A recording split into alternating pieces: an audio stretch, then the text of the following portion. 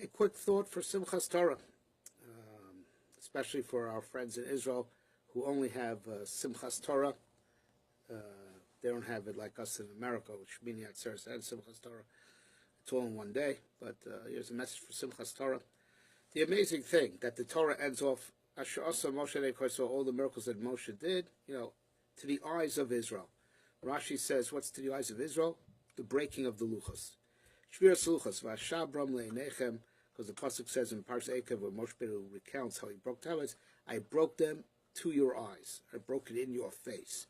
So that's what's being alluded to the other pasuk, that all the miracles God Moshe did in the eyes of Israel. You want to end off the Torah on such a sour note? We never want to end off on a sour note. Right? Even by Eicha, we repeat the second to last pasuk, because the last pasuk, ends off negatively, so we say again Hashivenu, and also in Koheles, we end off with the pasuk Sof Davar Kol Nishma, because we want to end off the actual last pasuk is so negative. We never want to end off negative, and this is the day of the joy of the Torah, right? Let alone that right? It's a holiday, and that's how it ends off. That's how the Torah ends off. We don't even go back to read the pasuk before it. We end off with the breaking of the luchos, which is considered to be one of the greatest tragedies of the Jewish people. Not only that, it's alluded to in the eyes. All right, and then there's the fact that immediately after that we start Bereshis. So we'll first speak out a Chassam Sofer before I say my own pshat. Chassam Sofer says a very straightforward idea, to connect the dots. Why we ended off with Le'nei Kol Yisrael and immediately launch into Bereshis, seemingly from that negative note, going back to Chassam, starting the Torah over again. It says Chassam Sofer, a very simple cheshbon. The Chazal tell us that when Moshe Rabbeinu realized that we were guilty of idol worship, with the golden calf. Idol worship, is it's a terrible offense, but in Tanakh it is equated with adultery. It's national adultery because we are God's people, and here we are serving other gods. Which is interesting. That's only for the Jewish people. For the Goyim, they're not allowed to do Avodah Zarah either. Avodah Zarah is one of the 7 prohibitions, the 7 mitzvahs b'nei Noach, right? But it doesn't have the severity of being called, as it were, national adultery. It's just it's a sin. It's a sin. You should not be worshiping any other god. He is the creator. There's no other creator. But for Am Yisrael, it's called adultery, right? Because we're married to God, as it were. He took us as his chosen, right? So that's why Avodah Zarah has much greater severity. When the Jewish people, God forbid, are guilty of it, then when Goyim, it's like, like a woman should not be promiscuous and should not be loose, but it's much worse if she's married, right? As opposed to if she's single anyway. So it's horrible either way, but it's much worse if she's married. Same thing also the secret that Am Yisrael has, been taken to task for idol worship much more than the nations of the world, much more.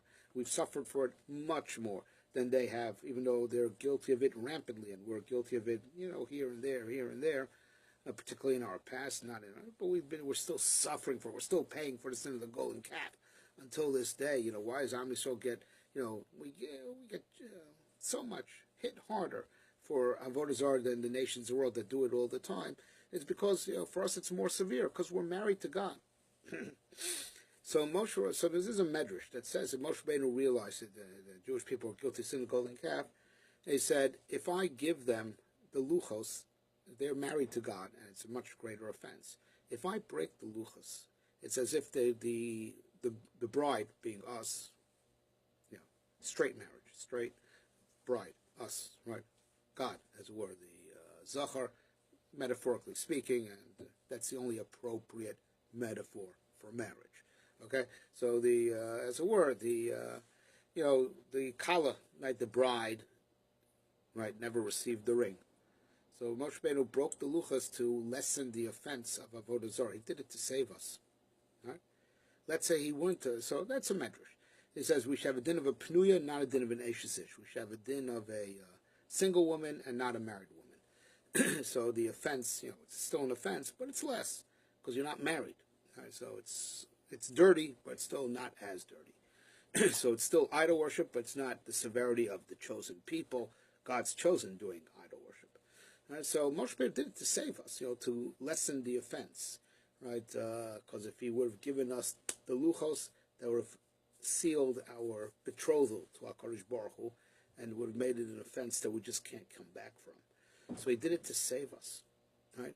But with that, he actually saved the whole world, because he saved us, so we were able to do tshuva and get the second luchos, right?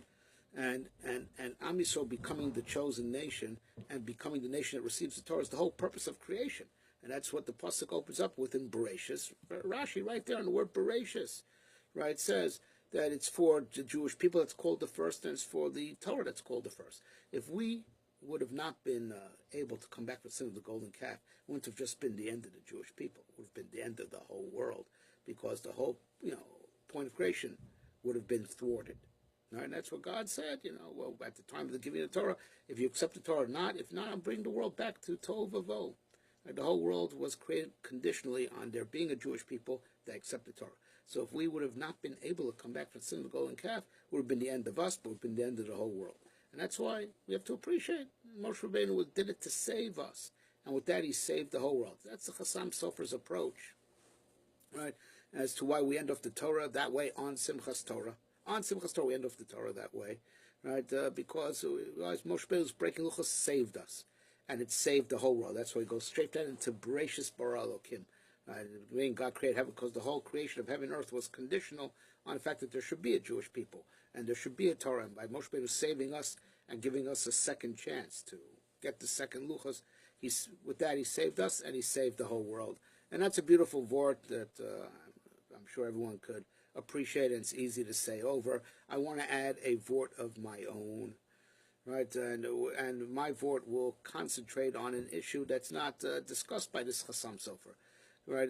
Maybe that Shvir is alluded to by the eyes. Vashabram le'inechem. So Rashi says, einechem, eyes, eyes, eyes. Oh, because in Parshas, it says le'inei koisor rather. Moshe did these miracles to the eyes. To the eyes of the Jewish people. Oh, the eyes, because in Parshas Ekev, Moshe Rabbeinu describes, the Shvur Lucha says, "Vashabram le'echem, I broke them in your eyes." So eyes, the connection is eyes. So I'll tell you, it says by Ma'amad Har Sinai, it says by the Sinaitic revelation, by the original giving of the Torah, V'chol Roim Skos, Am Yisrael could see sound. What does it mean they could see sound? At the time of, on Shavuos, Am Yisrael could see sound. What does that mean? They could see sound. It means that, the depth of Torah, we are on such a level of purity that we could just see it. You didn't have to really think about it and analyze to get to the depth, like we do when we learn Gemara. And the Gemara doesn't just say it straight, it makes us think. Because if it doesn't make us think, you would never get the mental gears engaged. Because we see the depth in our mind's eye. We don't see it in our flesh eye. And the Gemara has to make us aware, hey, it's not so simple.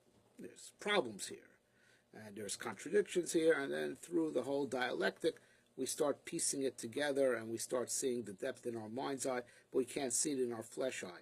And if the Torah would have just stated, if the Gemara, taking the Gemara as an example, would have just stated the simple facts, we've never seen depth.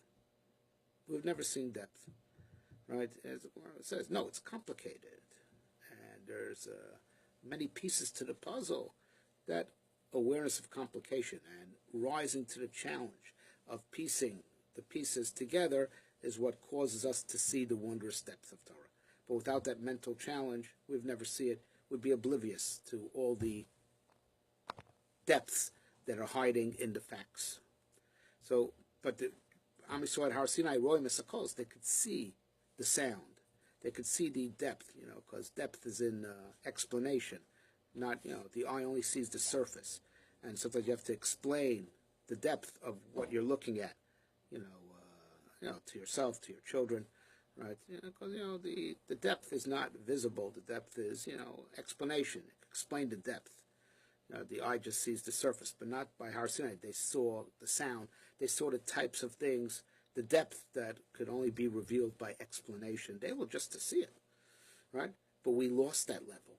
We lost that level with the sin of the golden calf, right? So because we lost that level, right, and Moshe Rabbeinu broke the luchos. He said, Vashabram leinechem, I did it as a service to you, because I've given you the original luchos that were on par with your original level, that you could just see depth.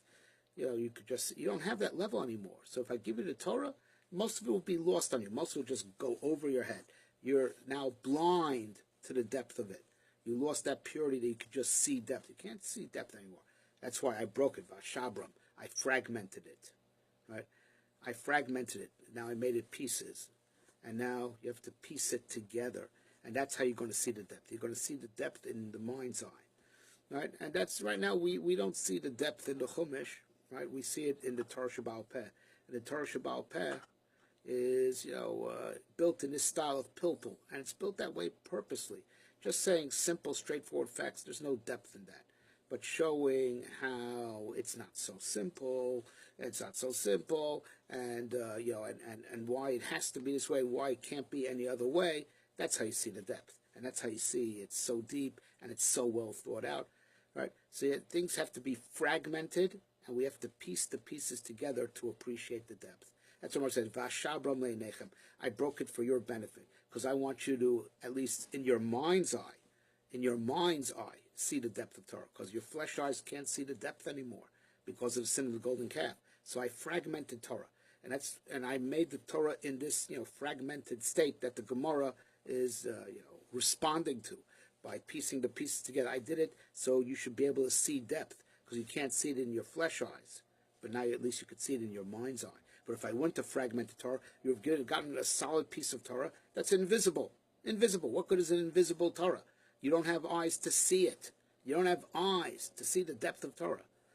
That's what we daven for. Gal einai. We daven, open our eyes to see the depth of Torah. We don't naturally see it. Moshe says, I have a way that you'll be able to see the depth of Torah. I'm going to fragment the Torah. And the Torah Shebaal Peh, what the Gemara does, is to piece it together.